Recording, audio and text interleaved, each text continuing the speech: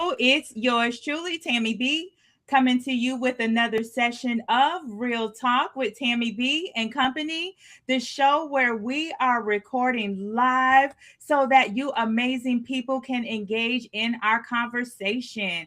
Now, I do have to apologize. I had technical difficulties earlier. I was playing in my software and the link has changed. So I hope you guys, one, forgive us for the late start. And the best way if people are joining is to support by typing in at that's a woman. It should pop up on your live stream. So I do have to apologize playing around and it got the best of me, but I do see that we're streaming on YouTube. So we are going to go ahead and get this party started. And so for those who, let me breathe because I will start by saying I'm a little off right now. But okay, good. We're good there. So I do want to say if you're watching this via another platform, I invite you to jump on over to YouTube so that you can engage with us via the conversation. And if you are on YouTube, if you stuck around, which I hope and pray you did, please feel free to interact with us throughout the conversation. Drop us questions, drop us comments, and we will share them with the I will share them with the panel. Now, before we get started, I do want to ask if you are not part of our community, please join us by subscribing as we are here weekly at 7:30 p.m. Eastern with new content. And if you enjoy this conversation, which I already know you will, please support us by dropping a comment and clicking the like button and or sharing it with others. Also, I have some exciting news to share with you all. Mark your calendars for August 1st. I will be hosting the first official transformational conference for men only. This will be in collaboration with the Whoa Sister Pause movement, which this will be titled Whoa Brother Pause, which will be a safe space where men will come together, hear from dynamic speakers, and speak freely about their mental health. So if you're not following me on all social media platforms at That's a Woman, I invite you to do so because details will be coming forth about sponsorship and vendor opportunities. Okay, now I am extremely, as always, grateful for everyone being here with us, along with my peeps, my man who just celebrated a birthday on Monday, Mr. Shelly Sims, who is our resident realtor. Hey, Shelly. Hello, hello, hello. And yes, I did. Well, 53. Who would have thunk it, as my dad would say. Who would have thunk it? 53. Look at you trying to get up there with the big boys, Yeah, Shelly. How was just a your little birthday? bit. Just a little bit. Just a little bit. How was it? You had a good time? I know Yeah, I it was saw the great. pictures.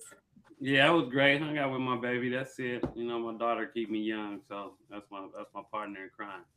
Listen, that's what we need to stay young. I Yeah. say I am Asian in reverse, so I There you feel go. that. I feel that. And so, in this evening, before I introduce our special guest, now listen, we again, the audience link has changed. So I hope you guys are following me so you're able to be a part of this conversation. So I want to give a heads up before I introduce our special guest because we are going to get a lot of beneficial information. However, some of the things by law he's not able to say on social media.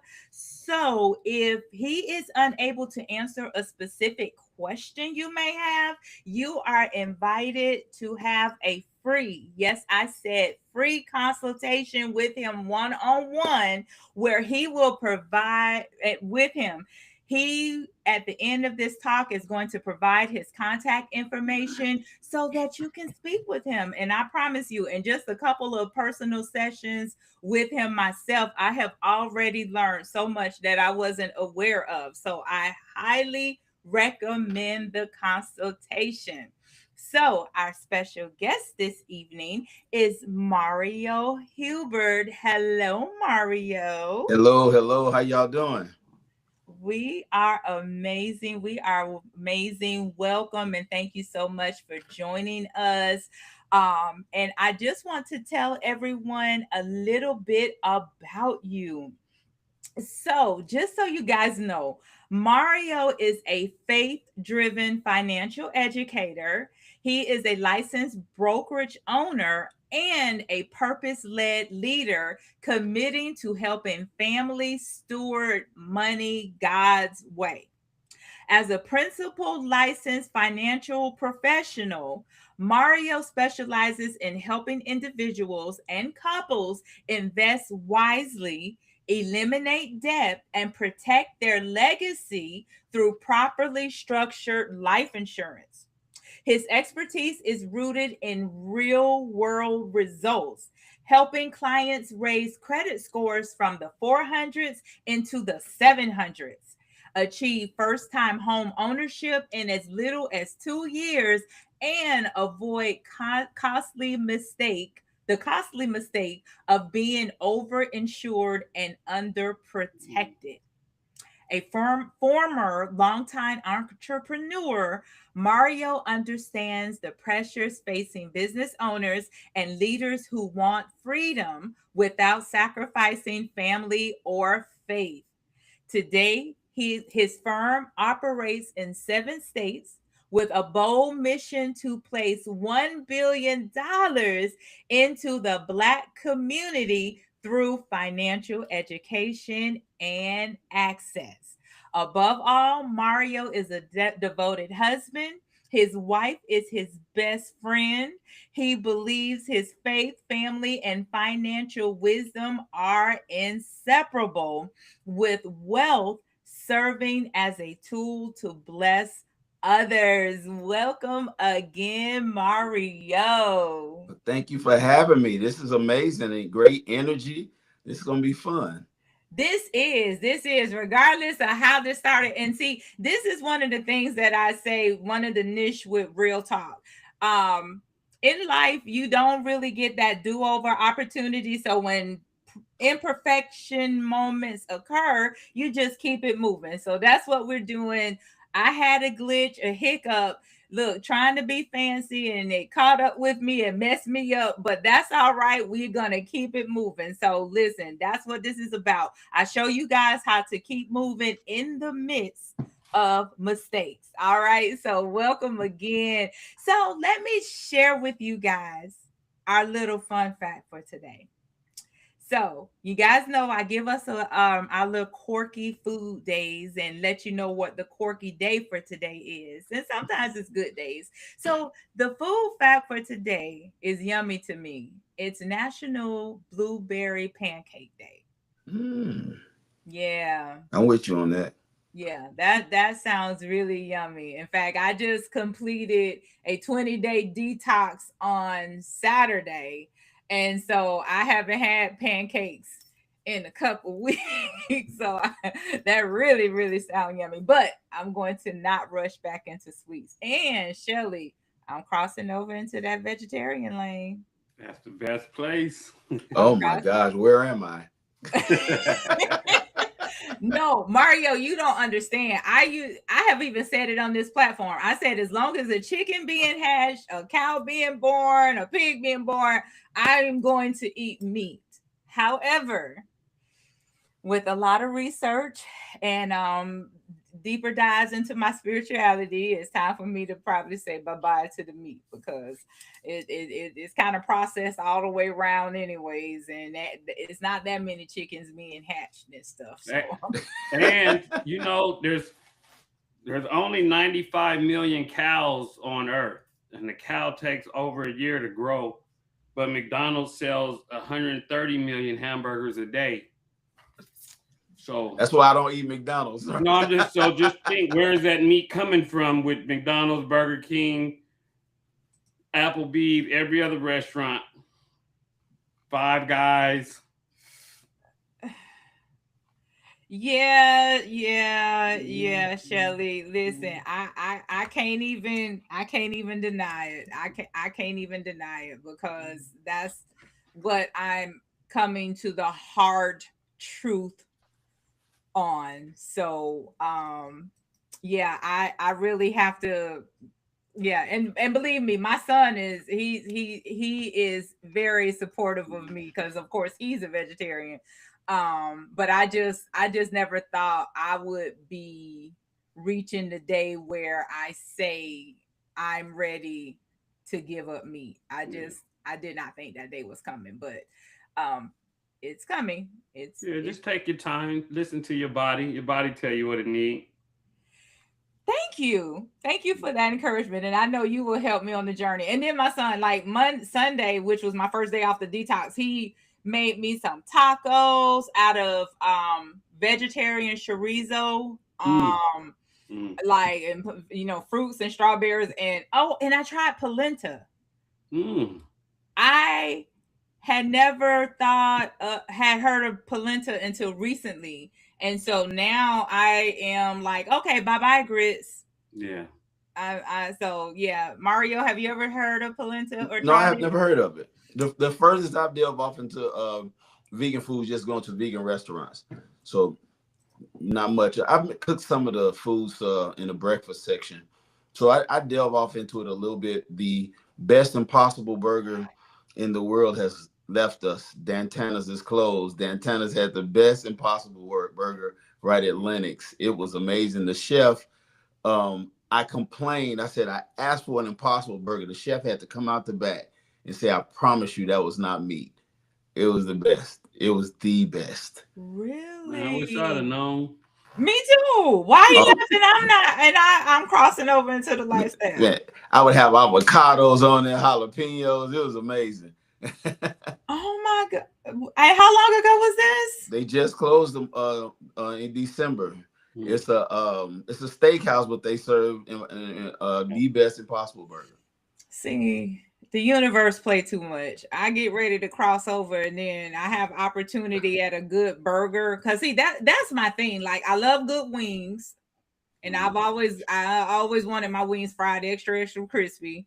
And then I love a good burger. Like you have the steak connoisseurs. I am a burger connoisseur. So You mm, were a burger connoisseur. I was a burger connoisseur. Now, but I'm going to be a good, I guess, impossible burger Yeah, that's one connoisseur. option. I hear that place. Well, there's a place called That Burger Joint. Are y'all familiar with that here in Atlanta? Okay, so they have, excuse me, they have the like some really good hamburgers, and in fact, they have one in Jonesboro, Mario, because I think you're in McDonough. Yeah. They have one in Jonesboro, and then they have one off of Moreland, and they also have a good veggie Philly cheesesteak. So that's what I plan to try soon because my son enjoys that. So, but I'll report back later, Shelly. Let you know Yeah, how let it me goes. know. I will. I will. Let me know. Okay, look, enough of food because I think my little tummy like, ooh, feed me. Okay, so and then also the quirk for the second quirk for today. Today was National Data Privacy Day, which is an international effort to raise awareness about the importance of respecting privacy, so safeguarding data, and enabling trust. It commemorates the 1981 signing of Convention 108, the first legally binding international treaty on data protection, and promotes best practices for individuals and organizations. Now, our mental health tip of today. And I hope this allow me to do it. I think I should be able to put it in this chat. So, our mental health tip of today is I invite you to check in on your own mental health. Take a mental health test. It is free, it's confidential, and it's anonymous. I'm going to drop the link in the chat, the YouTube chat, so you guys can have it. Yes, it went. So know your mental health, because when you know that, then that's empowerment. Because a lot of people really don't know where they stand on their mental health. They don't even know the value of mental health. And I promise you, in order to live a valuable life, you want to have good mental health going along with your faith and your belief systems. Okay. And also, if you want a coach to work with to help you in that area, I'm going to drop the link to my calendar for you to schedule a 20-minute consultation with me if you want to work with a coach in order to move forward on your mental health journey. Dropping that in the chat as well. All right. So, our question for tonight, you guys know I like to ask a question. I know we got started late and we're going to dive into our topic for tonight, but I like to get your brains going. What is the biggest lie that you tell yourself most often? This is a life question. What is the biggest lie that you tell yourself most often?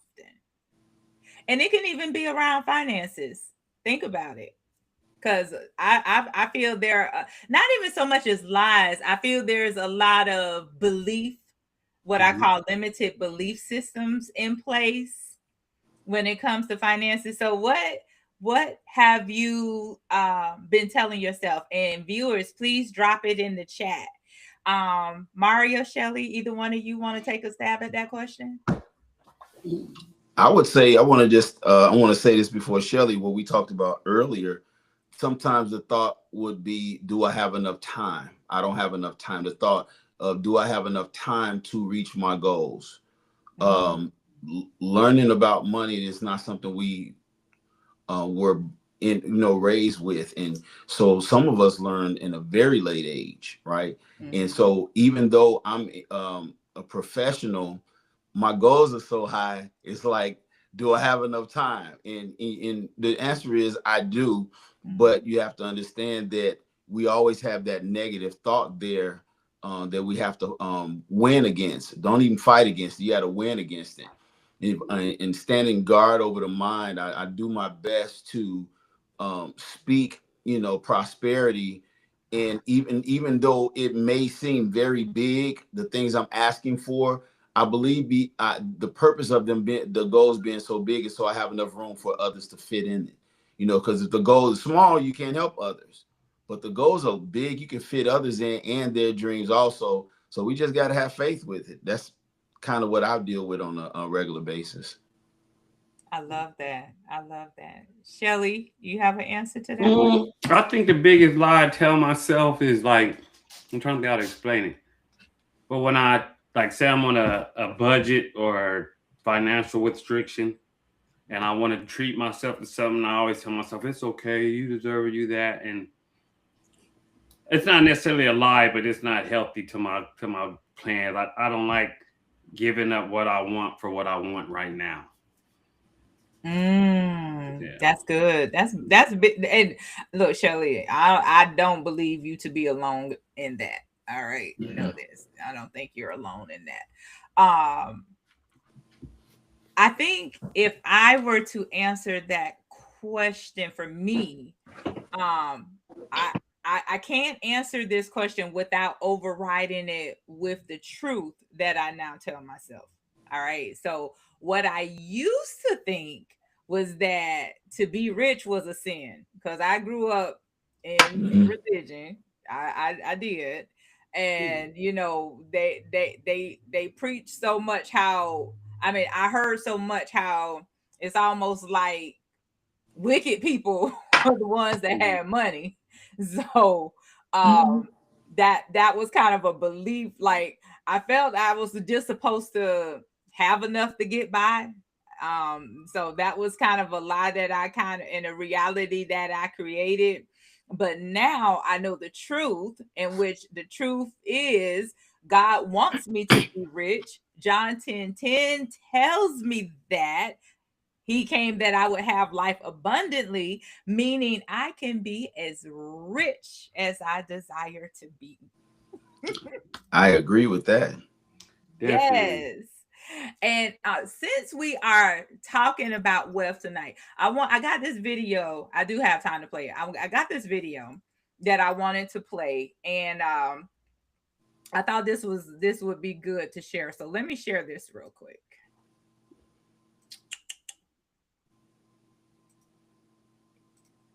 Okay. Let me see. I will figure out how to start it over. Okay.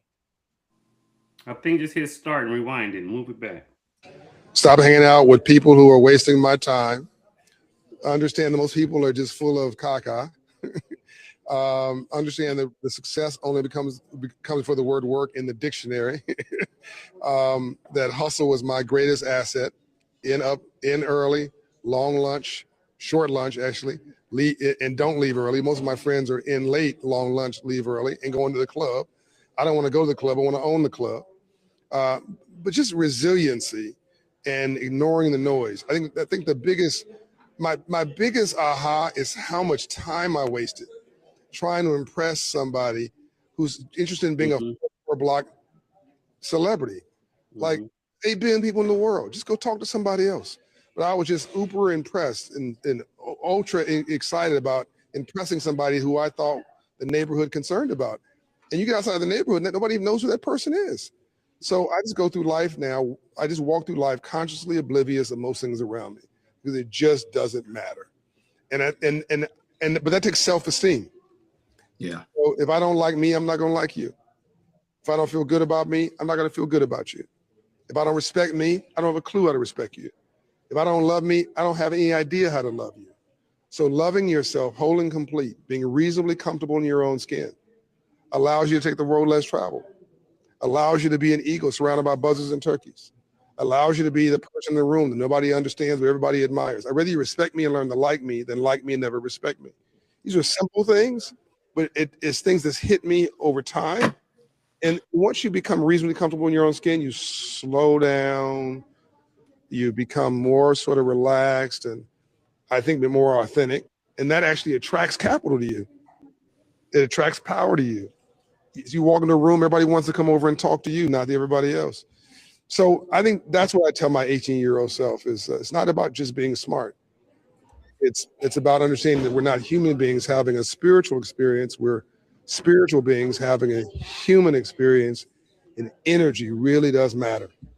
Watch your energy. Like really, don't let the toxic people go. I can't stress that enough. Don't waste your time, but worse, don't let anybody else waste your time. That's good. The financial advice I'd give to my 18. I love that. I need you to send that to me. I got you. Okay. I got you. He was speaking truth. Yeah, that's why I was like, oh gosh, let me share this. Yeah, that's something you need to hear every few days to keep you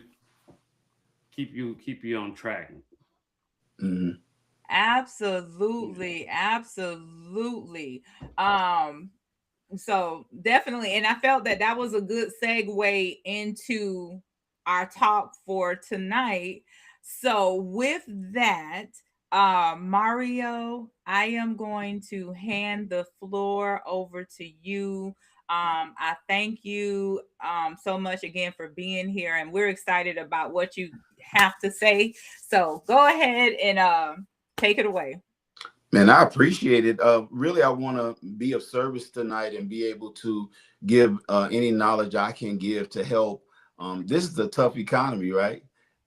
But we've always, as a people, have endured, right? We've always endured. But if America has a cold, we have pneumonia.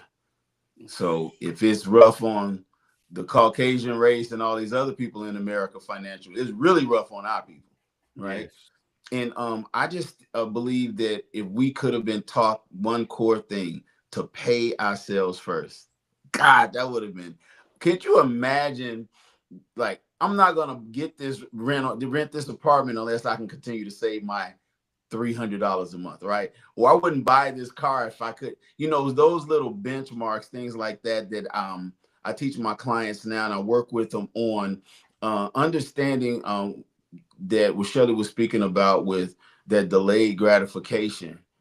There is something powerful in waiting, right? And also pursuing. And so just want to tell you all a little bit about me. I have been a business owner for 26 years. Absolutely am not a good employee. I know, Tammi, you would have fired me. I haven't had a job in 24 years. I moved to Atlanta just because of Freaknik. I was telling Shelley that, and when I got here, I thought it was going to be the promised land. I'm like, man, this is the best place in the world. Come to find out, it's not the promised land. You have to work hard just like everywhere else. And I didn't do well on the job. So I was a person that did the work at a high level, and they just gave me more work. So I always tell people, when they complain about management, that usually means a lot of times you're doing very well, so they're just going to load you up because you saved them, right? Mm-hmm. And so I started a carpet cleaning company out the trunk of my 1984 rusty Buick Riviera, right? It was embarrassing. Some days I pull up to a client's house, they'll look at me and just slam the door in my face. But I stuck with it, and I actually fell in love with it. I fell in love with the art of cleaning and restoring carpet. Over time, built the company up to where I was close to $400,000 a month. A year. I would have done a lot better if I had business sense, and I didn't have that. What I had was hustle, right? And I knew how to work. You couldn't outwork me, but that wasn't a business. I basically owned a job, right? And I also didn't know money, so I thought all the money was mine. I thought when you paid me, cha-ching, I get to do what I want to do with it. Didn't think about the IRS, didn't think about, the difference between expenses and income for the home. And so I was not living where I should have been living. I should have been stacking maybe $4 to $6 grand a month, which didn't have a clue. Then one day, a good friend of mine told me, he met me at a taco restaurant. He said, I want to talk to you about investing. And I sat down with him, and he had a guy with him. I didn't realize he was in training, right? And they educated me on mutual funds, and I started investing, and my money started growing, and I was an investor all of a sudden, right? But then I started to get very sick from the chemicals and the mold that I was exposed to, and I had to have multiple sinus surgeries. So, Tammi, imagine your wife and your family enjoying life. We can travel and do what we want to do all the time. And I'm at night looking at the ceiling like, I don't want to go to work because I know I'm getting sicker. So I went right back to my good friend Terrell, who was handling my investments. And I said, can you show me how you make your money? Right? It was like, I like the way you live, bro. You're always on vacation and you're not sweating every day. And that was the day my life turned around. He said, you got to get a license. And I tell everyone on here, if someone wants to give you financial advice, they need to have a license. Okay. Because going in the wrong direction is not a good thing, because you can end up many years back. Remember, 1 week of neglect can cause a year of repair. Okay. And so within 2 years of working with him, I was able to retire my wife. And that was really my crown and joy right there. So this year will be 7 years since she worked. And now I own a firm with close to 80 licensed agents. And our focus is helping people save as much as they can, as fast as they can. As much as they can is what Shelley was talking about earlier. That's what you're willing to sacrifice, right? As fast as you can is with rates of return that are consistent with the market for the last 60 years, right? And secondly, we help people get out of debt as fast as they can. And we do that for free. I don't believe you should have to pay money to get out of debt. Tammi, the money you're paying to get out of debt, you mean to pay that company, you could have been paying to get out of debt, right? Right. And the thing about properly getting out of debt, it helps you with patience and discipline, right? You want to make sure you're not doing the same things you were doing before, right? Like what I would do, I would just go buy a GMC Denali. Just go buy it. I don't even ask my wife, bro. That's how crazy I was. I was spending 50, 60,000 on a truck, right? And you know, and then the high goes down, and now you realize I just got a bill, right? The last thing we do, which is the foundational wealth, that is income protection. That's life insurance that's at least 10 times your salary. It's not with your job, though. You own it yourself. That way, if you pass away, you leave your family with 10 years of what you were providing. Most people look at life insurance, especially in our community, is I won't be that one that's doing a fish fry. You're going to have some money to bury me. And that's admirable. But what we want to do, we want to make sure we leave a legacy, okay? Because we know we're going to die, right? And what I'm hearing people pay for car insurance, for 1/15 of that, you could have got $300 to $1 million in life insurance, right? And when you think about it, your check is holding up your financial house right now. That check coming in every week, every month, however you get paid. And if you die, that check stops. So that's a full financial plan. That's what we like to provide, right? You all have any questions on that? No, good stuff. Okay. Listen. Okay. I'm gonna let you finish. I gotta.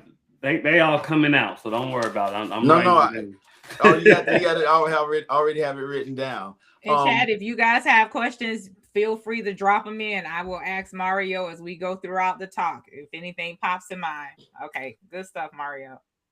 And the other side of that is we're talking about leaving a legacy for our family. So remember, your 401k, your investments, mutual funds, or whatever type of investments you have, index funds, whatever, they all have beneficiaries on them, right?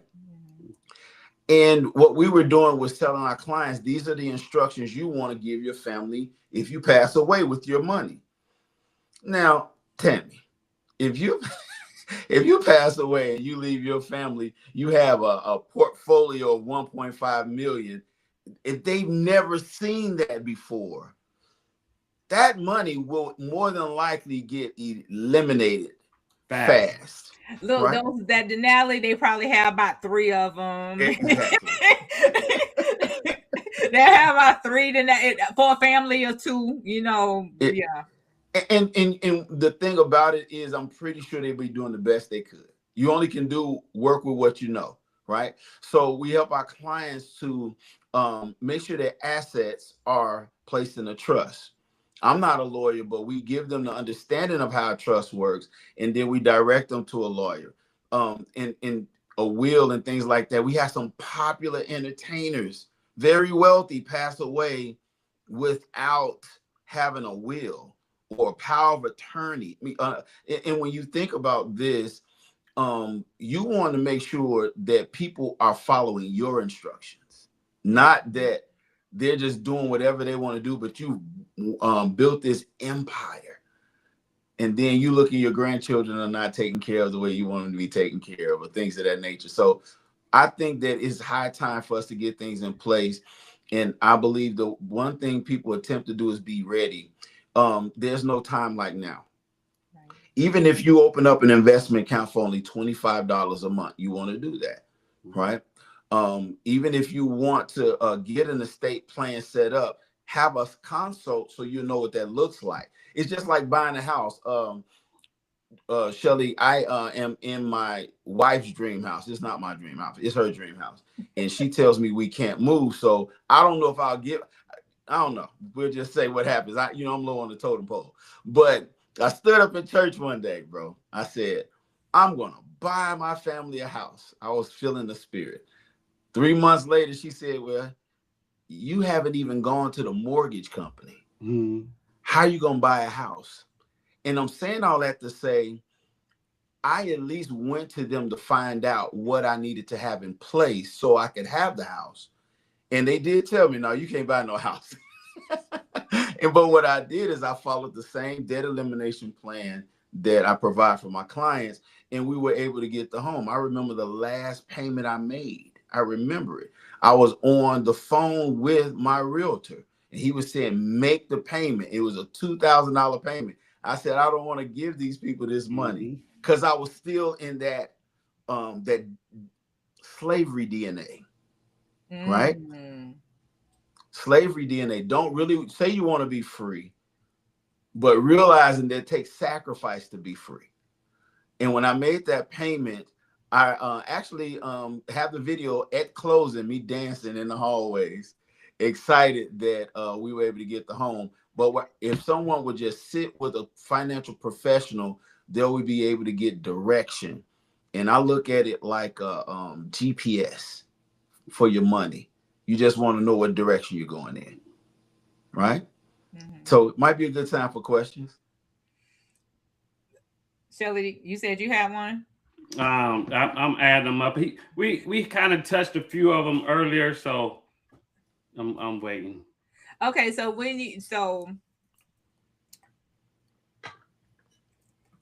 Shelly, you know, I probably should have went on ahead and said. I know it. That's why I didn't want to say nothing. I just sat there in silence, like, please go, please.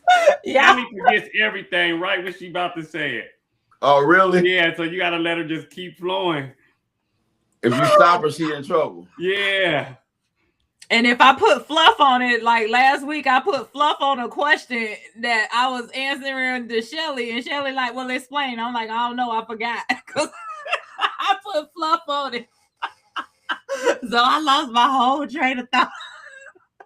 But no, so dang, I did forget what I was gonna say. So let me do this. So, like, to the person that's saying, should I do this on my own? This stuff that you're talking about, this sounds good. And you're saying $25 a month can kind of set me up into an account that I could start building wealth on. What would you say to that person? How would you show them the benefits in needing a financial professional versus doing it on their own? Well, first of all, never invest money into something you don't understand. So it's not just, oh, let me put some money here. That's the reason why people are so off right now. Social media gives these ideas, right? I'm going to put my money in a high yield savings. I'm going to get Bitcoin. I'm going to do this. I'm going to do that. And if you don't understand, you really didn't grasp the importance of investing. The reason now, self-education is huge. I believe everyone should focus on learning, but the time it would take to gather the information, and you could have sat with 30 minutes with a professional and just got some direction, that would have changed the game. And I want to give you an example. There's a pathway for your money. And the pathway, and I'll speak in terms of an employee. There's 4 steps to investing. We're not talking about emergency fund. We're not talking about bills. We're just strictly talking about saving money. The first is free money. You want to get all the free money. Last time I checked, the only place free money was coming was from a 401k. So when I hear all these people complaining, don't get a 401k, it is usually due to ignorance. If they're matching, that means they're giving you free money. Okay. And I just go ahead. What people have said, don't get a 401k? Oh, yeah, because of fees. Or last year in March, last year in January, when the economy was going kind of going up and down from President Trump just coming in office, people were on social media saying, take all your money out of your 401k. Terrible idea. Because you want to buy low and sell high. So if the market is down, you should be excited. Now, Tammi, I don't know about you, but do you like getting your stuff full price or on sale? Oh, I'm a frugal person. I love it on sale.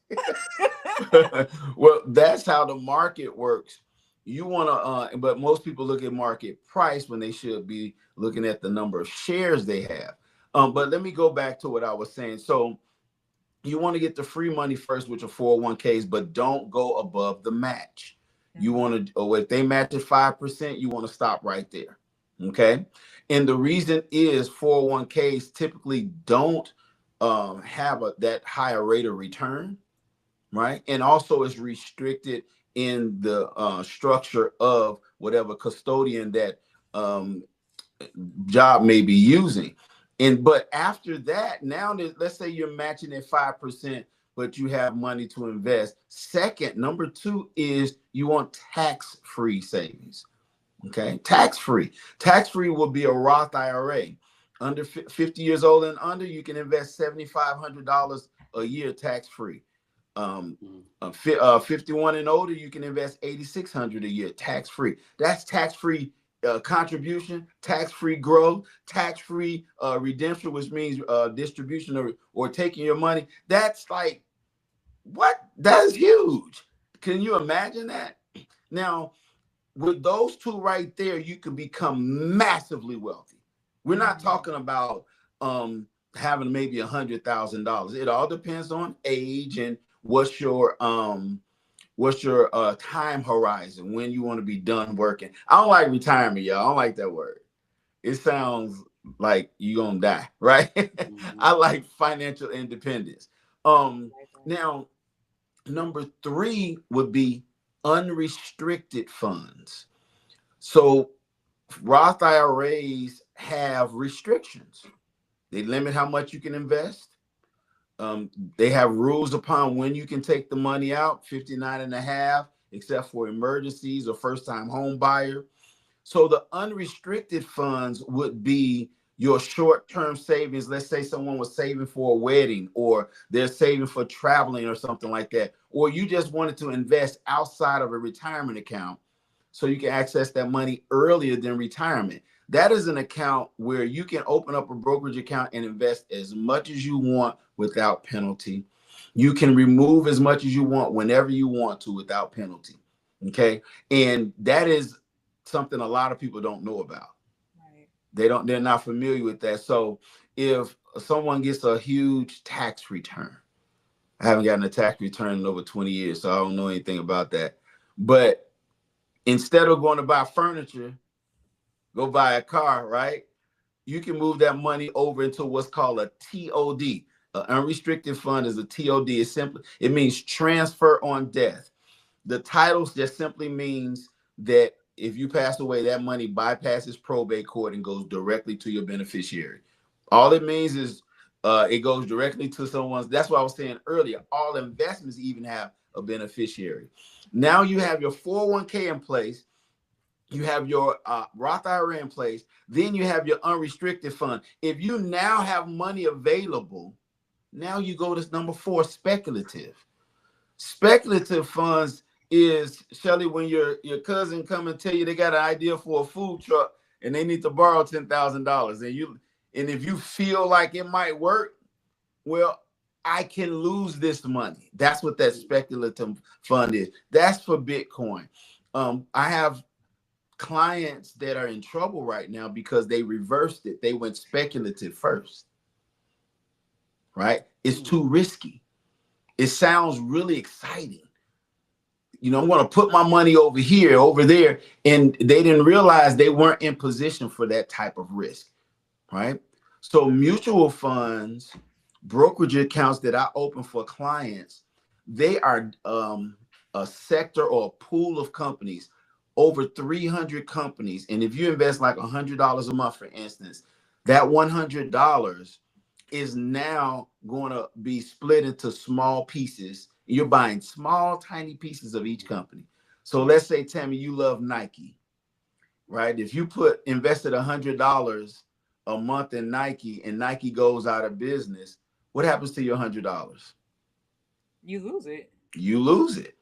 But if you invest that $100 in a pool of 100 different companies, and Nike is one of those companies, and Nike goes out of business, you only lose like $1, right? And so that's what a 401k is. That's what a mutual fund is. That's what an index is. That's what an ETF. Those areas right there are much safer for your money. But on the speculative side, I am not against it. I just think it needs to have the right timing. So those are the 4 steps for your money. Okay, so repeat those 4 steps without an explanation. 1, you said that is free money. That's your 401k. 2 is tax-free money. That's your Roth IRA. Mm-hmm. 3 is unrestricted funds. That would be just a regular brokerage account. Okay. And 4 would be speculative funds. That's your risk, your high risk. Okay. Okay. And I So wish those I'd are known that when I was younger. Yep. so those are 4 separate accounts. So Oh, yes. and so you would invest in each one of those accounts separately per month, like that $100 you like hypothetically you would just spend 25, 25, 25. How does a person get access to all 4 of those accounts on a Okay, budget? so On a budget. and that's what I was going to get to. Okay. It does depend on your money. Okay. You definitely should be maxing out your Roth IRA, maxing it out at the match, right? That I don't listen. I'm going to keep saying this. No one's going to give you free money out here. They're giving you free money. Take it, right? On a Roth IRA side, most people need to be real with themselves. When I sit with people, Tammy, they tell me, I always ask this question: at what age do you want to be free and not have to work again? And this, they always say the next day, right? Or they'll say 45, they'll say 50. The reality is most people are going to retire after 60. Just saying, average adults that's working a job. Mm-hmm. So if you're 30 years old, 40 years old, 50 years old, and you're going to retire between 60 and 70, a Roth IRA is good for you. It is your don't touch account. Okay. Now, in regards to budget, you need to max that thing out. $625 a month is the maximum you can invest under 50 years old. That comes up to $7,500 a year. In this economy, very few people are saving $200 a month, $300 a month. So when they hear me say 625, they're like, I can't afford that. Who can afford that? That's why we help you get out of debt as fast as you can. Because if you can pay Nissan, right? If you can pay Capital One, you can pay yourself. We just got to, it's a programming that we have to get free of, right? Belief is a huge part of building wealth. You got to believe. You got to believe. You got to be, we need the childlike belief back, right? When the car used to pass by, you said, that's my car. I don't know if y'all remember that when we were kids, right? Yes. And why can't we just have big numbers at retirement, right? And live the way we want to live? But it takes some discipline at first, right? And when I learned about stuff, buying stuff, yeah, I could buy that, but I just don't want to. That's what I repeat to myself. I can buy that. Yeah, I got the money, but I'm just not going to do that, right? And if that takes away that fear of loss, right? So go ahead, Tammy. You know what? So you tapping into my next question, because my next question really was going to be, how important is mindset in the wealth process? It's everything, because you deal with imposter syndrome, you deal with lack of belief. It's so many different types of anxiety that can affect you when it comes to money. A lot of people struggle so much, and when they finally get in position with money, they go make a big purchase to really feel better, right? And one of the worst things is to get house poor. Been there. So I'm gonna ruffle some feathers, because they say the most important purchase you'll make is a house. I'm just not a big fan of you buying a house because you're supposed to. I believe people should buy a house because they want to. I don't believe in you need to buy a house because it's your greatest investment. My house is not my greatest investment. It's illiquid. It's not paying me anything. I got a lot of equity, but it won't give me anything unless I refi it or sell it, right? I want liquid money. I want liquid cash. So when it comes to mindset, you have to go through personal development. And I believe the environment is key, because if you're always around people complaining about money, you're in the break room hanging with the people that are complaining about the pay, and you're speaking what they're speaking. Remember, your words are meditation, right? What you're speaking is brainwashing yourself even more. But if you're saying to yourself, I can do all things through Christ that strengthens me, or if I ask anything in your name, you'll do it, or all spiritual blessings are in heavenly places, or, you know, everything I desire is already done. I dwell in the realm of the finished. It's already mine. It's already finished. And you have to do that so often, and then stop looking at the bank account that doesn't have that number in it. I don't know why people want to look at negative. If it's negative, don't look at it. Right? Right. It's gonna make you feel bad. It's gonna make you feel bad, and it takes a compounding effect, and you'll look up and you'll start believing that you can do it. You'll start believing. That's why people need small accomplishments, because they build confidence.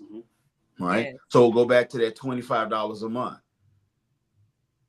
Honestly, that's Chick-fil-A money. That's why I always say it. You can buy Chick-fil-A, you can have an IRA. But if you look up 2 years later, you're like, because it's been growing in the market, and you realize I actually could have done 100.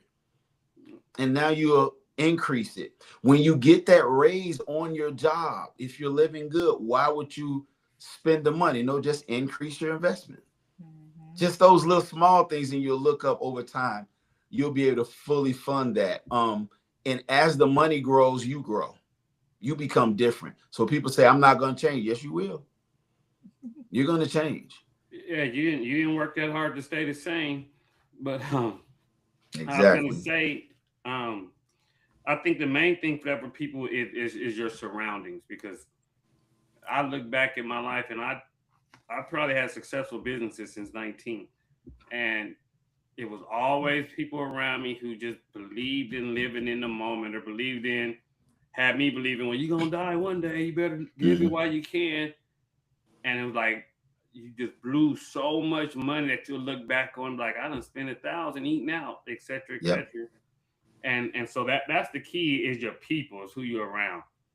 And because that will keep you off track. But I wanted to ask you, and I'm more realistic thinking, and when I deal with people, approach the people, say someone does only have $25 a month. What does that look like? Is that something you want to start and try to maintain for X amount of time, or is that just a start to get you in the game to start training your mind to invest, or is there actual hope in something that little? Actually, you want to do it so you have an account open, so when you have increase, you can immediately move that money in, right? Because if the account's not open, this is another thing with the $25. It's called systematic investing, dollar cost averaging. What that means is I'm saving every month, and it's automatically coming out my account. People need a forced savings. So that $25 is creating a habit. It's creating a habit of a forced savings. It's just math. The overall market, the S&P 500, has averaged 10.8% for the last 60 years. So if I put 10.8 into an investment calculator, in 30 years, $25 is going to give you $67,000. So you're not going to be free, right? But $250 will give you $671,000, right? In 30 years. So if you think about it, go back to eating out. Do we eat $270 $250 too much sometimes? In Atlanta, yeah, that's a day's meal down there.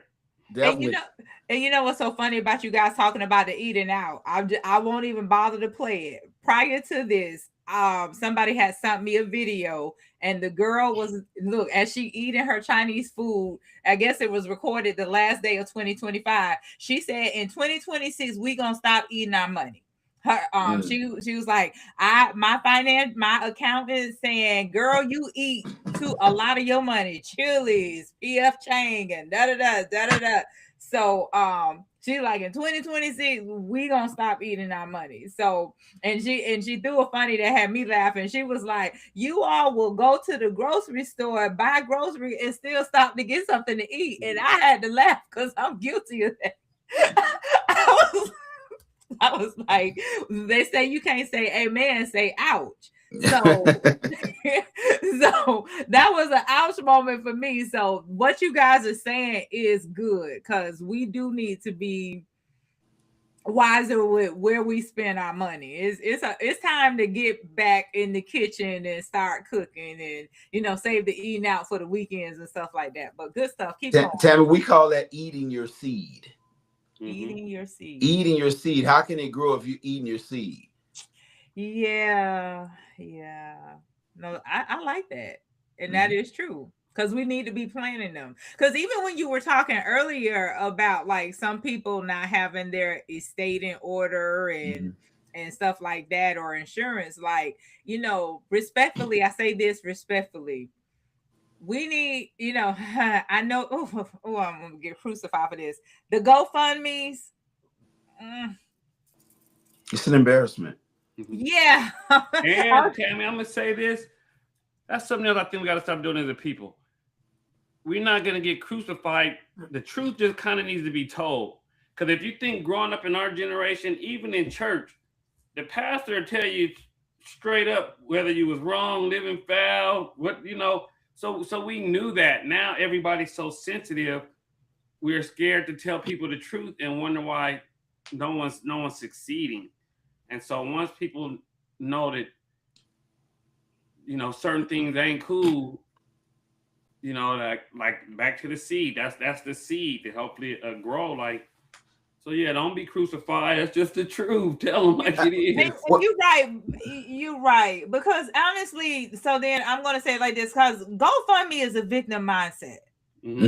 It's a victim mindset, and it's a lack mindset.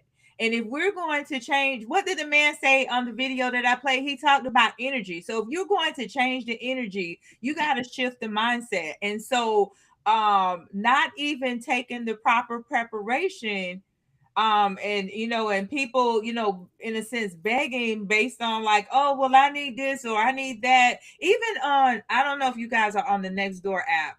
Some of the things that I see, you own it. It's terrible. Yeah, so I don't know if anybody watching is familiar with it, but that Nextdoor app, some of the begging that I see, and I'm not saying everyone is not in need. I'm not saying that. But I just think we need to move differently. That's what I'm going to say. Go ahead, Mario. Well, you're right on it. GoFundMe is not life insurance. It is not life insurance. And so the one thing I believe is that people don't want to get life insurance because they don't get the money. It's not for you. It's for your family. Right. Oh, see, you're a lady. You don't understand. Women understand life insurance. They're all in. Getting men to purchase life insurance is like pulling teeth, especially getting the right amount to protect your family. So reason I say that is they're paying money out for something that they don't get. I'm bringing that up because social media has turned it and said, I want to show you how to make your life insurance be your own bank. And people are being taken advantage of. And so why? Because they said, oh, you mean I get to borrow from it? And I had no idea that borrowing would be a sexy idea. Yeah. Why would you want to borrow anything? Like mindset. You know what? Even to piggyback off what you said, and I guess there's no way to trace it back. So I attended a funeral recently, and not that I felt it was a good place to make the statement, but the pastor made the statement. He says, that's right. He made it because he was preaching a eulogy. But he said, everyone has to be prepared when it's time for them to go. And so for me, I have life insurance for my wife, but I only have just enough so that she'll be okay. Because I don't want whoever she get with when I'm gone to live good off of me. And I found myself exactly, Mario. I found myself saying a little louder than my inside voice. See, that's the problem right there. Because the girl that was sitting not far from me looked over at me, because I'm like, that's a mindset that needs to change. It has you should not be worried about what she gonna do when she leave. You're leaving a legacy. You're protecting your family. And regardless, you ain't gonna be here to see it. Exactly. I mean, you can watch it from the other side, but still. He was showing his weakness, though. Yeah, but and the thing is, he's a leader. And so if you have more leaders that speak things like that, that's why we would have a problem getting ahead. You speaking the truth. You speaking the truth. And so that's not abnormal. It is an ignorance in our community. I've been in a home and I've heard the man sitting next to us. We were sitting at the table. The husband's there. The wife is there. He said, if I die, she could sell those cars in the driveway right in front of her face. The level of ignorance in the community is huge. So that's why I'm an educator of others. It's more, I do understand I'm dealing with systemic ignorance. I do know that it was taught from dad and grandpa and all this stuff. And it is, if I die, you're going to go have another man and give my money away and all this. And we don't realize when you die, that check stops. How will that family live afterwards and you left them $50,000? $50,000 is going to be gone so quick. And this, I want you all to think about this. What we do for our clients is we believe in leaving enough money that your family can invest that money and live off the interest of it. Okay. That is, you all ever heard of trust fund babies? Yes. Right? Now we need more of them in our community. Go ahead. That's right. And so your life insurance is your last love letter to your family. Right? When you leave that shows how much intention you have for their future after you were gone. Okay. And so what we help our clients do is have a trust put in place. And a trust gives you protection and instruction. Protects your money from probate court, protects your assets from probate court, but give instructions on how you want this money to be passed down to your children. I just saw a lady on LinkedIn. I don't know if you all saw this. She put in the trust that her sons could not get her inheritance if they had illegitimate children. It was like, whoa. I'm bringing that up to say those were her instructions. They were her instructions. You can give instructions on the money however you want. You can say, well, my children will only get $1,000 a month until they're 60. You can do whatever you want to do with it, but at least you're leaving instructions with the money and making sure your family's taken care of. A lot of people are excited about the word trust and all that, but they don't understand it's nothing if it's not funded. If it doesn't have life insurance, investments, or real estate in it, you just paid money for nothing. It's just sitting there, right? But we have to understand that it's so many people underinsured. I've seen mothers lose their children and couldn't work for 5-6 months. If the job was not going to give them a reprieve and they didn't have the money to live off of, they're in trouble because they could lose it. They lose it here, right? You have to have enough in place to hold your family up until you're able to move again, right? Did you ever get those questions I gave you? When I tell you the day has been so weird, but I got it. But let me say this. Let me say this. Before I forget, because y'all know I forget. Even if a lot, like going back to that pastor, the Bible does not. The Bible say that you're supposed to leave an inheritance to your children and even try to leave it down to your children's children.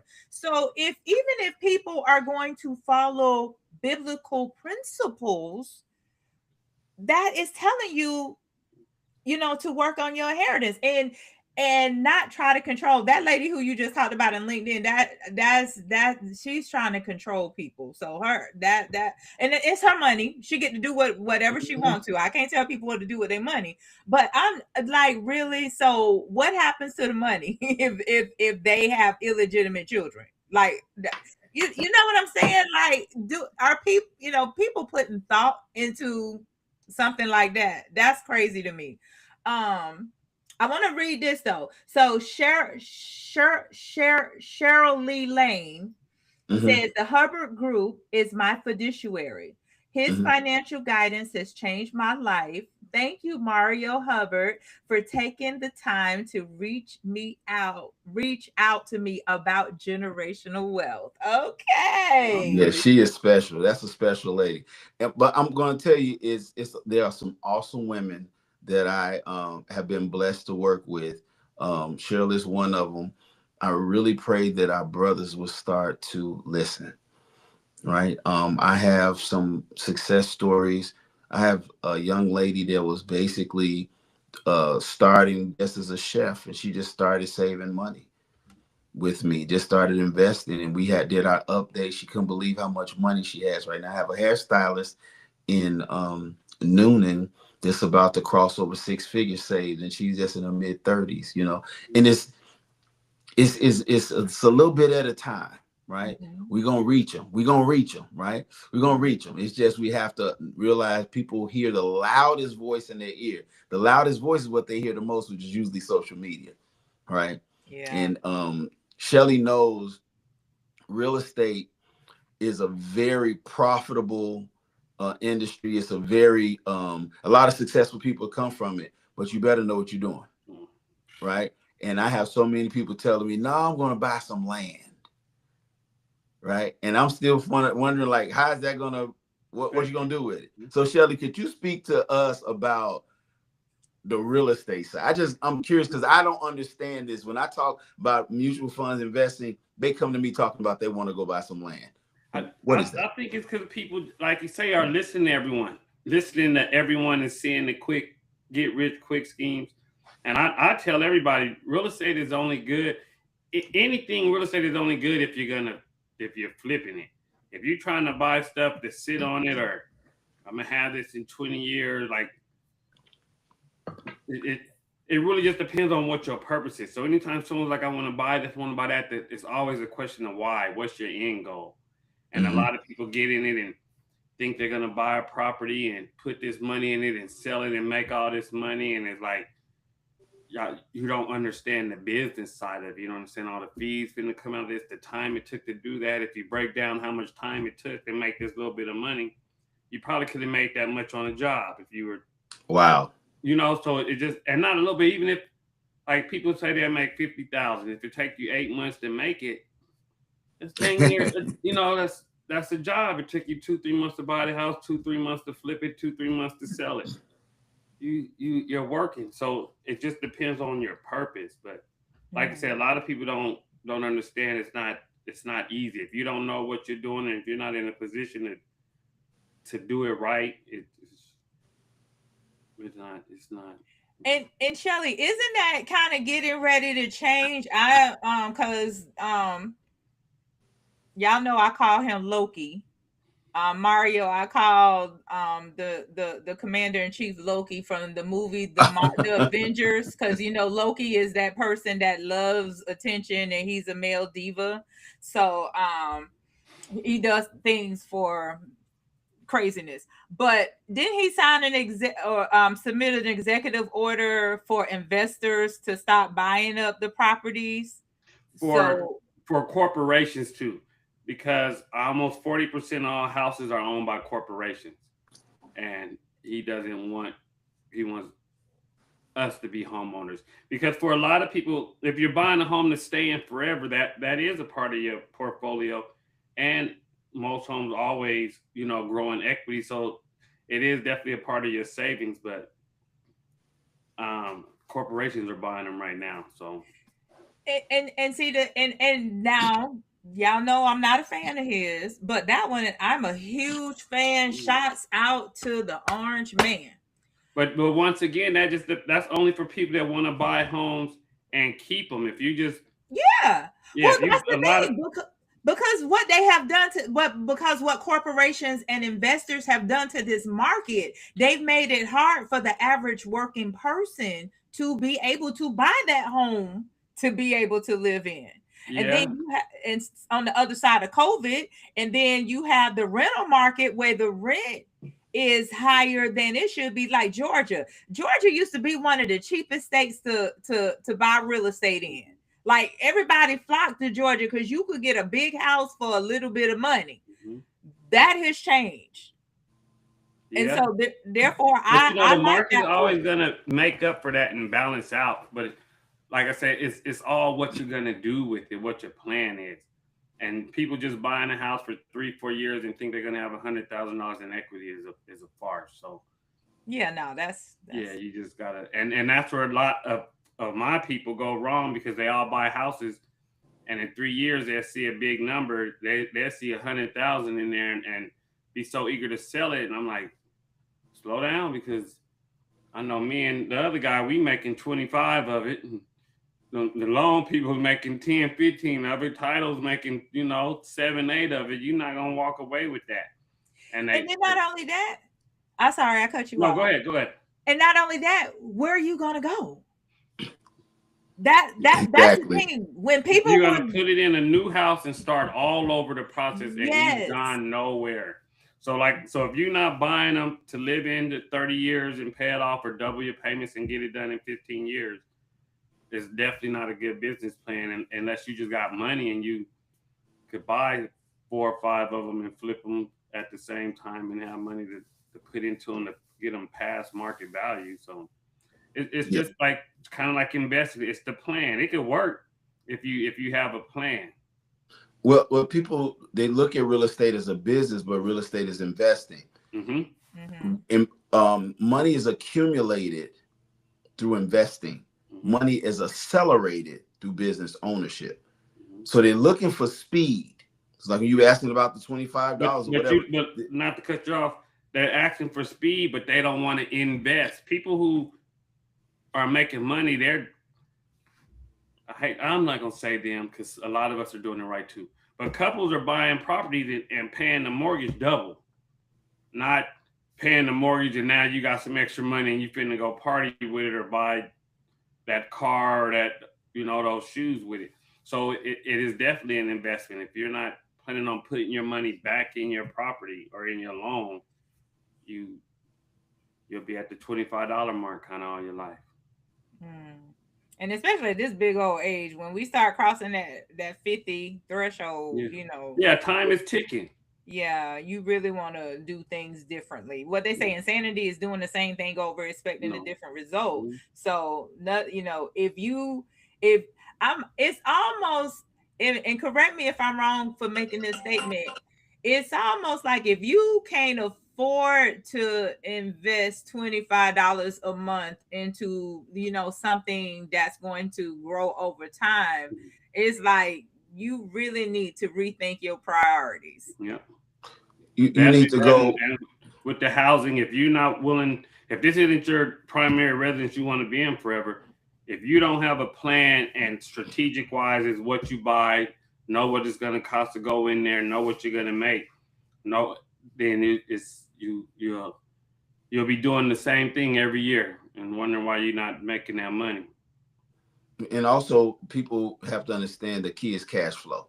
Yeah. I wish when I was younger they had an Uber. Man, I would have wore Uber out. If just be able to make some money real quick, people don't have enough hustle in them. Mm-hmm. The hustle and go. If I'm not able to save some money, I got to go do something to save some money, right? If you got to sell some stuff out your house, can you get that cash on hand? And that is something the older generations were very good at. They found a way to get more money. They found a way to save. They found a way. They didn't have a whole lot, but they were saving something. But that's because money wasn't leaving as fast as it was coming in. Our money leaves just as fast as we bring it in. Oh God, yeah. Especially in today's time when so back in those days that you're talking about, like there was keeping up with the Jones, but that was like in your little local community or something like that. It's So global but now. say that again. It's global now. That's what Keeping I'm up with getting the ready to Joneses. say. It's on steroids, like for real. So if people trying to keep up with this person and that person, and it no. And what people don't understand also, and I think this is by design, when you have credit cards, you don't see your money leaving. So swiping it doesn't register to you how much you done swiped it this week, because you just see these little 10s and 5s and 20s, and we going Dutch, so I only spent 20 here. Without it kind of being in your hand or someone on top of you to calculate the money as you spend it, you won't see it leaving, and you'll look up and wonder where you spend it. Right, be messing around with a $3,000 bill. You like, wait, I didn't spend that much. Yeah. And Go ahead, you Mario. add it up and you did spend it, versus the opposite, like he said, having different hustles. If it was Uber, whatever it is, if you got them 10s and 20s and 30s coming in, you'll look up and be like, all right, I had 30 come from 4 different places. I'm at 120 or 190, whatever it is. I'm all right now. Listen, when I was living in Florida, I did Uber, and I get it, because I did the side hustle. You do what you got to do. When you talked about the older generation was about their life, that hustle life, that was something that my grandparents instilled in me. So I've always been that worker, that go-getter. So yes. But your circle is what's important, because if I think about my life, and I didn't catch it till I was about 45, everybody I was around would see money coming in, and if I was like, no, we going on a 3-month no spend it, and like I would do it literally. Only my daughter would ride with me, where it was ramen noodles every day, whatever it was. Most people was like, no, I'm not doing that. Or after a week or two is, well, let's just do it one time. Let's go out or eat. We haven't been. It's like, no, because you'll look up and you'll never achieve your goals, because that 60 you spent, I would much rather have $101 than $98. So like people don't understand the power of little money and how it adds up. Like those mountains are a bunch of little bitty rocks. It's not one big ass rock. Right. Yeah. But and I think the thing is, it will make it a lot easier. I'm not a big proponent of budgeting, because people who are not massively disciplined won't stick with it. Right. If you're not massively disciplined, you're not going to stick with a budget. But if your money was paid to yourself off the top, it would change where everything else goes. Yeah. So if that's why that forced saving is great. If your check come on the 1st and 15th, and you automatically have 10% of that go into your investment account, you now, after you pay all the rest of your bills, you know what you have left. So going to buy whatever, I'm not going to stash those shoes, those Jordans or something. You can't do it unless you slowly put the money away, because that money is already gone, right? And I have clients wanting to do stuff. Man, can I do this? And I just take them right back. Okay, remember, what's your financial independence number? It's 2 million. And this is the date. And remember, once you start spending that money, it makes it easier to spend. And knowing you have to wait 2 to 3 days for your shares to be sold, and you got to go through all this, it's different from just moving money from the savings account to your checking. Right? So it makes it easier to be disciplined, because you really don't have it. It's in another account. Yeah. So I believe in paying yourself first, which is a discipline in itself. Now, it's more difficult for business owners, especially if you get paid often. If your money's coming in often, it's a different world. Like a barber or a hairstylist, man, they got to be disciplined. Yeah. Right? That money's dropping every day. But if you have a job, you have a structured pay, man, you can put a lot of money away. It's just you got to live beneath your means and be happy where you are. Discipline. So let me ask you this. What about for people, like I'll just use me. I don't have a set income. Sometimes I have 2-3 closings. Sometimes I might go 2-3 months with no closing. So when you don't have a consistent income coming in, how does one take advantage of a plan like that? Are you married, a spouse that has a consistent income? No. Okay, so in that situation right there, you have to look at your rhythm of the money. Is there a consistency with it where every other month you get a close? Mm-hmm. Can you and maybe create a way of, like, for me, my money doesn't come every day. It comes like several days throughout the week, right? So I budget my life based on the 6th through the 8th. That's my month. I mean, the 6th through the 7th. That's my month. You got to find out what really is. It's got to be a rhythm in there. If there's no rhythm in there, you're going to have to now manually invest your money. Okay. You can't do a systematic savings if you don't know the money's going to be there, right? If you feel like you could actually set it up where your money comes out to invest every week or every 2 weeks or every month. But if you're not comfortable with that, you can now just move the money when you first drop. I got to move this money over myself versus being able to have a forced savings. And that life is feast or famine sometimes. Yeah. So go ahead. This is going to be a controversial question, and I wasn't planning. I'm not trying to throw, but I'm just gonna. It's a question that I have. So you say pay yourself 10%. Now, in some cases of people who are part of organizations that require them to pay 10% of their income, the church, through tithes and offering. Shelly, I already see the look on your face. So, like, what can you say to that? Because they already like, I'm paying Uncle Sam. Well, actually, they don't even get a choice with Uncle Sam. Uncle Sam taking his money off the gate. Then, if I'm a part of religion is saying, oh, in order for God to bless me, I got to give 10% of my income. And then now you're telling me on top of taxes and then me tithing and, giving my offering, now you're saying that I'm supposed to pay myself 10%. So that's probably about 30-40% of a person's income out the gate by the time you added that up. What would you say to that? Yep. That's the answer. Yep.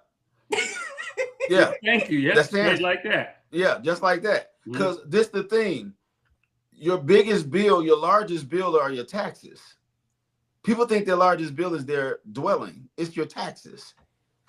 That's your biggest bill. Mm-hmm. You think the tax come out your bank, your business, from your job is your only tax. You're getting taxed all day long. So your largest bill are your taxes. You're going to pay that. When it comes to paying tithes and all that, if that's what you agree to, that's what you agree to. I go to church. I'm a minister. I don't believe in paying 10%. Oh. But I was taught that, though. I was taught that by my pastor. My pastor said, give from your heart. Thank you. Okay, so, but if someone's belief level is at 10%, I can't say they're wrong. That's where their belief level is. Right.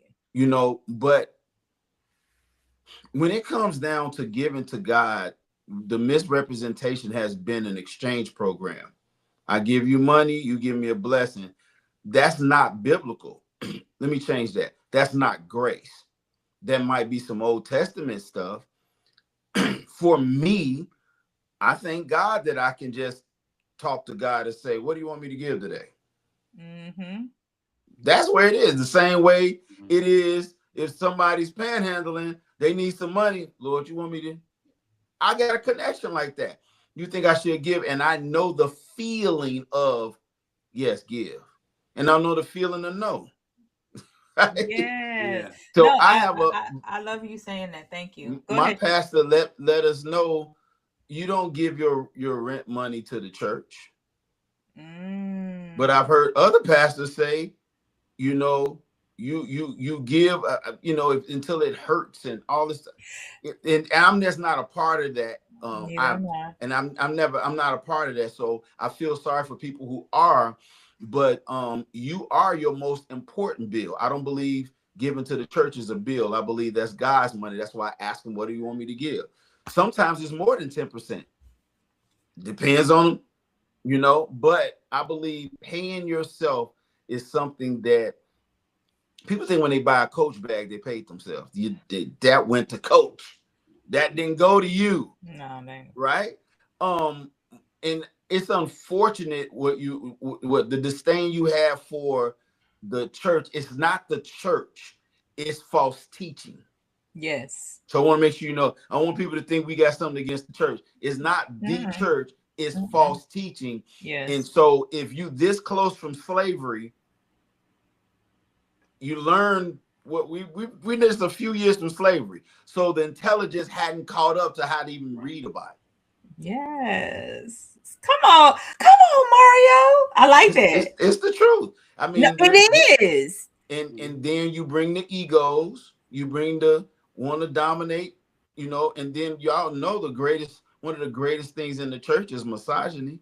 So then you talk about the hatred of women, you're talking about dominate people, you're dealing with a human being. And if people are not willing to step back and think for themselves, they're gonna get took. You know what, to that point, me and somebody had a conversation, and because I kept telling them about what I was seeing and the consistent ask from a particular leader, and this person said to me, at some point you can't even get mad at the leader no more. You can't it's get your mad money. at. Right. Like this first, like, especially like this time of year, you have some leaders that will get into this first fruit offering, and they've gotten crazy with it. They're like, oh, it can be a week's salary and this, that, and that. So you saying you think I'm going to work a week and give it to you? It's working. It's good business. It is good business. I didn't want to say it, but it's good. It's good business. Good business. And Tammi, I said this before. Everything ain't for everyone, and not being lack of empathy, but there's winners and there's losers. It's you can't prevent it under no circumstance. And the number one rule of nature is self-preservation. So if that's not on someone's priority, it's just not for everybody. And so we get caught up in helping the people who the message isn't for, and not focusing on who the message is for. Like, there's no sense in me talking to people who don't believe they could get a house, or they feel they don't deserve it, or it's not my job to teach you the importance and the financial benefits and the security in it. It's my job to teach the ones who want it and need it. Like kind of like our opposite, our doctors. Our doctors are here to help the sick, but they're only focusing on the healthy. Like our job is to help those that need, that are going to benefit from the help, and the ones that aren't, like God said, you got to pray for them. Exactly. And I do want to add, the one time that y'all, excuse my language, saw Jesus pissed off in the Bible was when he overthrew the temple. Like, when he went there and kicked that thing over, said, y'all taking money in the house? What? Yeah, they don't teach you that in church. Well, it was it's man-made ignorance, and I just know that it's a brainwashing, and people that are suffering, they go to the church to feel better. That's not what it's for. Church is not to feel better. No. It's to gain a relationship with God, so you will have a union with God, so you'll know you're the mirror image of God, so that you can walk on this earth as God. And going to church for me is a place to learn how to be spirit. Yes. That's because the hardest thing in the world is to walk in the spirit when you live in this body. So what I go to church to learn how to be spirit, and that is very few churches. Most churches teach you how to. I'm gonna tell you what changed my life. I was heavy in religion, heavy in legalism, And from 6 months old, raised in the church. I'm talking about couldn't go bowling, women didn't wear pants, things like that, and became a pastor in that religion. Okay. And over time, the best thing that happened to me was becoming a pastor, because now I was separate from the influence. I was alone. And from being alone, now I could hear God. And I was so confused. I was like, what? That's not, I didn't know love. So to sum it up for you all to understand the problem in the church, the problem in the church is that people are trying to prove to God how much they love him instead of having faith in how much he loves us. Yes. That's the issue in the church. So if think about this, if your children felt that they had to have straight A's and they had to be the perfect at cleaning up the house and everything for you to feed them, y'all have a bad relationship. That's in the church right now. Am I giving perfectly? Am I living perfectly? Am I doing everything perfectly? And you just got a bunch of people fronting, right? Because am I good enough? Begging, that's not a good relationship. He said, I call you my friend. And so now my thing is asking, it is given is actually real. It's not just some you quote to make people run around and shout. Like, ask for real, and it is yours. That is a good relationship. So now, if you think about your children, I love to use the children. They get up, go downstairs, and go in the kitchen and get something to eat, right? Mm-hmm. So they are self-sufficient in your sufficiency. You created the atmosphere for them to be able to eat when they want to, right? But they self-sufficient to go get it. God made this world, and I'm self-sufficient in his sufficiency. Everything is mine. I just go get it. The problem is people are waiting on God. You ain't, you lying. God waiting on you. You got to go to work. You got to go get it. You got to believe your movement, your activity, your feet moving is a good example of your belief. The best example of belief is doing. Do the work.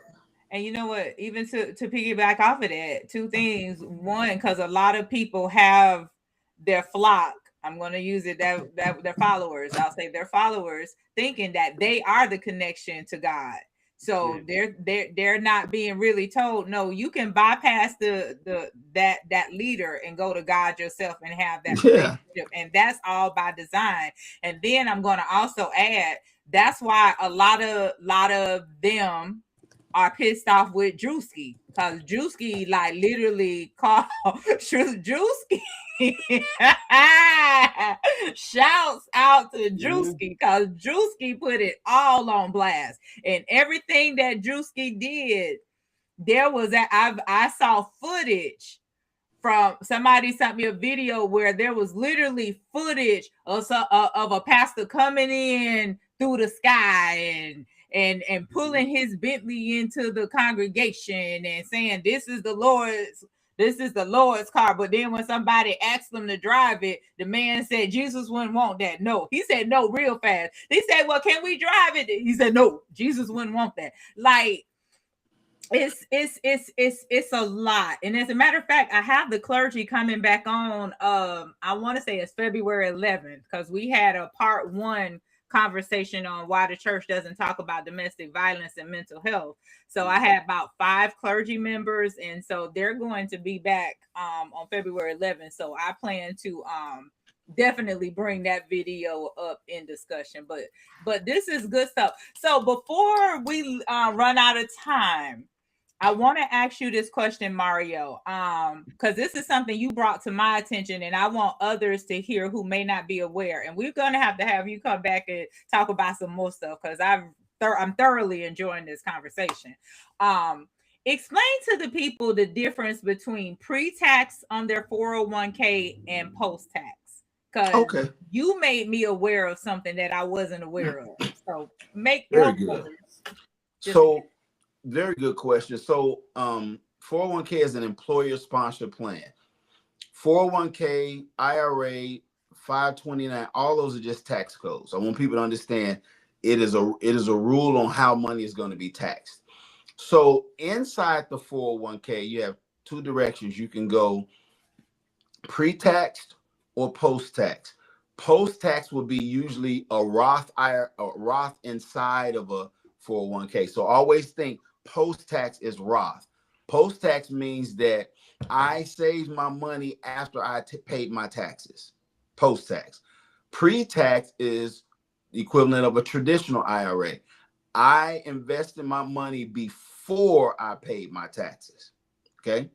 The majority of 401ks is pre-tax because people don't understand them. They let the job just put money anywhere. Okay. Stick a pin in one quick thing. Because people don't understand that the jobs put their money in places where the job doesn't have any fees.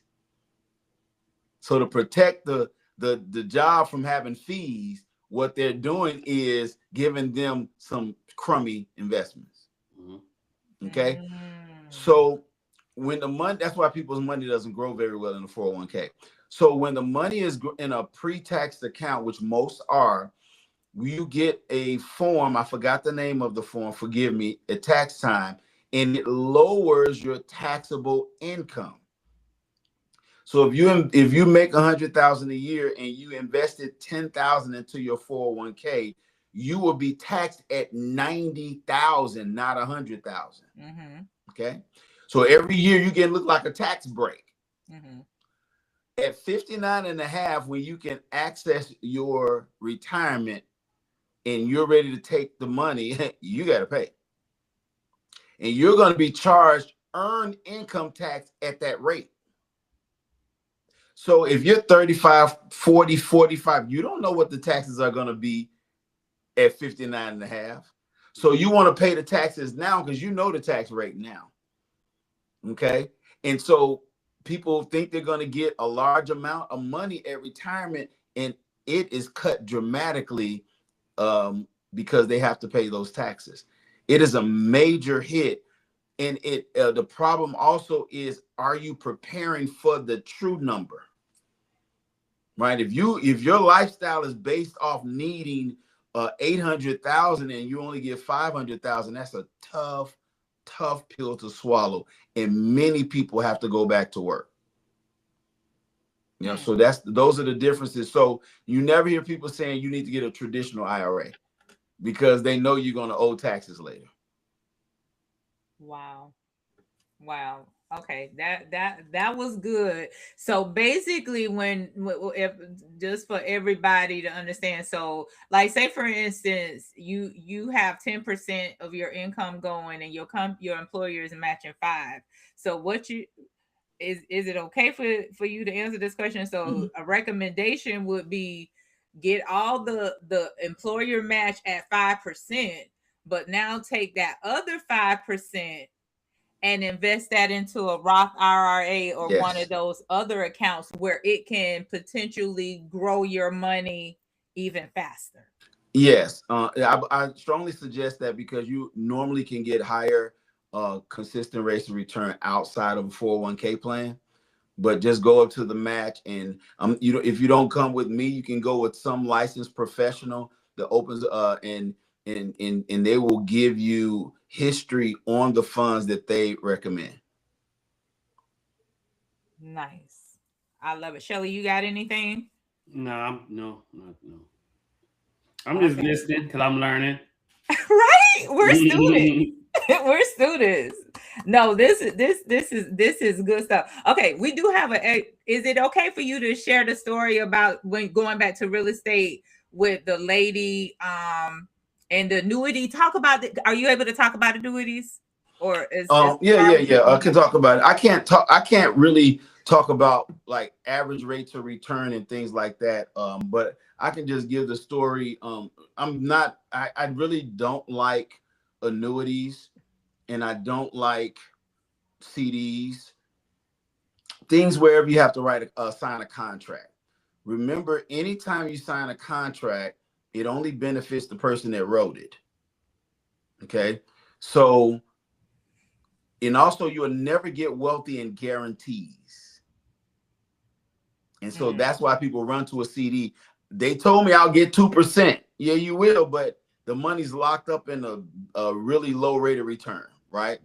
So I have a lady that called for my help. She was 73 years old, and she owned a house out in another state and owned a current house that she's in.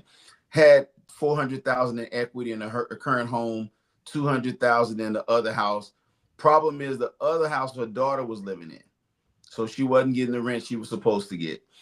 But a close friend of hers talked her into an annuity. An annuity, and she is in trouble right now. She gave the lady multiple six figures, and she's struggling to pay her credit cards.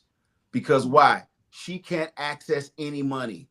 In an annuity, that money is locked in place, and it says it's more for protection. So let me help you all understand what annuities are for. The true purpose of an annuity is you've grown your investments through the accumulation phase. And let's say you're 50 years old and you have a large lump sum like 500,000, and you're thinking, I'm retiring in 10 years. I don't want to risk this money in the regular market. I'll put it in an annuity for 10 years where it has a ceiling, which is called a cap. This is the most it would make. Okay. But then it has a floor, and this is the selling point. You will never lose any money. People run to it. Oh my God, I can never lose any money, because they don't understand investing. So at that 60-year mark, now you can move that money into an investment account and live off of it. It is not for senior citizens, because she's in the income phase. She needs cash. And so the penalty is called a surrender penalty, a surrender fee. She would lose $50,000 if she would access her money. That was her fee. Tremendous. I told her, don't give me that money. I don't want any part of that. Keep that money in there. And so people need to follow a path that works for them. And if you don't understand it, don't invest in it. Never invest if you don't understand. She said, I didn't understand, but it was a friend. Yeah, so that is one of the sad things. But save your money with the investments in a mutual fund. Get out of debt. Protect your wealth with term insurance, not whole life. Term insurance. And I promise you, if you die too soon, you'll leave a legacy. If you live too long, you'll have a legacy for yourself. Nice. Good stuff. Like I said, we'll definitely have to have you come back and talk more. Mario, I appreciate you. So do me a favor, share with the people how they can get in contact with you. Or let me do it this way, Shelly. Any final words for the people, and let them know how they can get in contact with you. Final words for me are just always ask. I tell all my clients, ask. I don't care if you think it's dumb, if it's too small. And only people who get offended by your questions are people who are up to something. So ask. Get in touch with me, Shelly.solutions on Instagram, butter3d at Gmail, email 303-257-8715 phone. And like I always say, anything real estate, I'm here. Ask. Don't feel it's dumb. Call me and ask, even if I ain't your realtor. As long as it ain't about another realtor, definitely call and ask me. Love that. Community. I love it. Mario, I can't thank you enough. Much gratitude for this information. Please tell the people how they can get in contact with you, and also give us some final words to bring this to a close. Okay, you can reach me at 404-991-8679. Instagram is Mario Hubbard 1974, about to be 52. Also, you can catch me on LinkedIn, just under Mario Hubbard. And my email is mario@hubbardgroup.org. One of the main things is love yourself. The energy that comes from love is profound, and you want to make sure you're attracting more love. Um, don't sweat the small stuff and just rest, allow, and let. It's gonna be all right. Keep pushing forward. I love that. I love that. And for those who don't know me, I am a coach, Tammi B. I am a transformational speaker, and I would love to work with you one on one or be a part of your event. You can attain more information at www.tammib.com. You can also schedule a 20-minute complimentary introductory coaching session if you are interested in working with the coach for your journey. I also have published a book. I use my book, my story, It Had to Happen, Release the Past and Step into Your Power. I use my story to help you with yours. You can obtain a copy of the book at my website, and also I co-authored a book as well. So you can obtain a copy of both of them on my website. So again, I just want to thank you all so much. I know this information was valuable. Again, Mario, Shelley, appreciate you, viewers. Thank you for hanging in with us. Had some technical difficulties, but we pulled through in the clutch. And again, if you are not part of our community, I invite you to join us by subscribing, as we are here weekly at 7:30 p.m. with new content.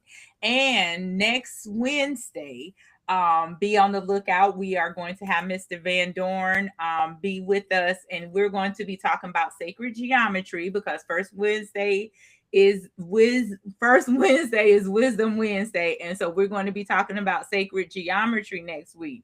Also, for the free 99, yes, the free 99, please support us by sharing this video, liking this video, commenting on this conversation, because this was some very valuable information. And look, this is about building wealth. So please, please, please help us get the word out. Listen, he said in his bio, $1 billion in the African American community. That's the goal. So let's be a part of making that happen. Look, get your part of it. Okay. So listen, in closing, I'll leave you with this. Nothing will work unless you do. That's Maya Angelou. My words to go with that. Our last Wisdom Wednesday, we did an extensive talk on the law of action. Tie that into your finances. If you want your finances to improve, you have to change your feelings surrounding money. You have to take the first step to make it happen. What did MLK say? Dr. Martin Luther King Jr. say? You don't have to see the whole staircase. Just take the first step. Okay. And I am also going to throw this one in for you for free. Something I recently learned about. You can help ask AI for help with this. Write a money release letter. That is a letter expressing all your fears that you have surrounding money, that there is not enough, you can't make ends meet, you have a family history of being broke, whatever it is. Get the emotions out on paper, and then you burn it. When you do this, you are releasing and transmuting the energy, and that will help you to move forward in that abundant mindset. All right, stay amazing, continue to be blessed. Peace and love. Good night. Good night, everyone.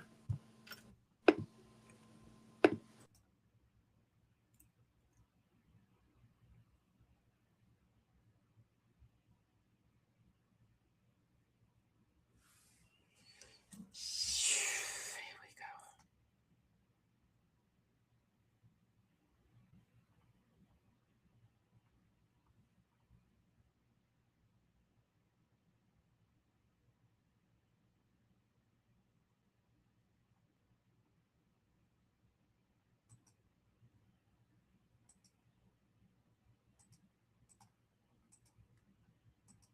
Mm.